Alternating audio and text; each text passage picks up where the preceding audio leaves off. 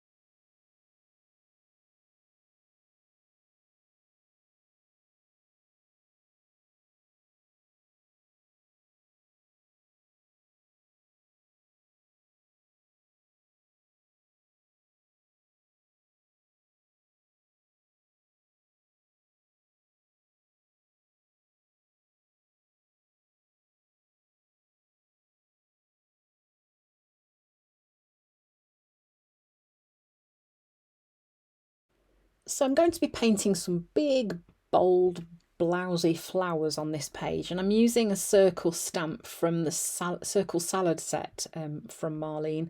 They've got some fabulous circle stamps in there that are perfect for the centre of flowers. And this one is no exception. So I'm going to put 3 flowers on, and I'm going big and bold. I'm sketching them in first. Sometimes it's a good idea to do this just so that it helps bring your vision to life, that you can see inside your head if you are one of these visual thinkers like me. And I just kind of sketch it in and have the petals overlapping as well. So then I'm going to grab some paints to use. I'm going to use Marlene's as well. I'm going with purple to start off with, and I'm going to just fill in some of those petals. I'm going to go with one colour to start off with, and then start to add some lighter shades on top just to bring a bit more depth and contrast to the page as well.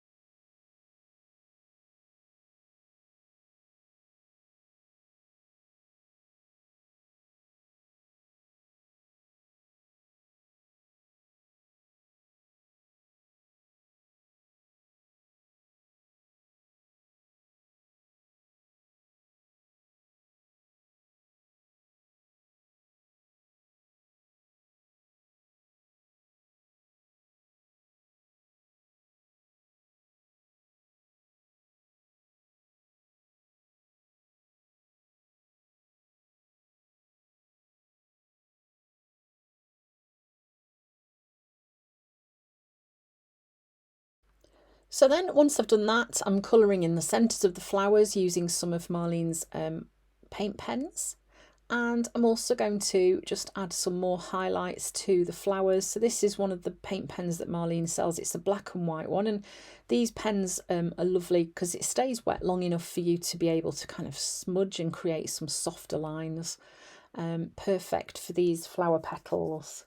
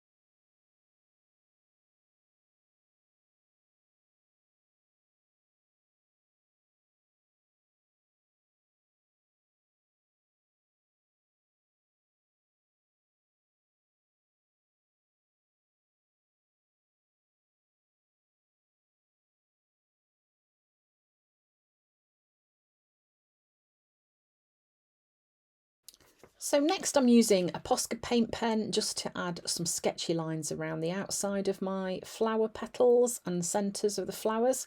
This just kind of, for me, helps to finish off that look. Very much not going for realism here, just playing really. And I think for me that's a very important aspect of my art journaling, is allowing myself time to kind of switch my brain off and just play and create. So I'm not particularly concerned often with whether my flowers look like flowers, whether the shadows are in the right place. As long as there's a bit of depth to what I'm creating and some contrast on my page, then I'm happy, because sometimes the process is more important than the end result. But of course, I do like it when I create something that is bright and colourful and reflects what was the idea that I had in my head as well.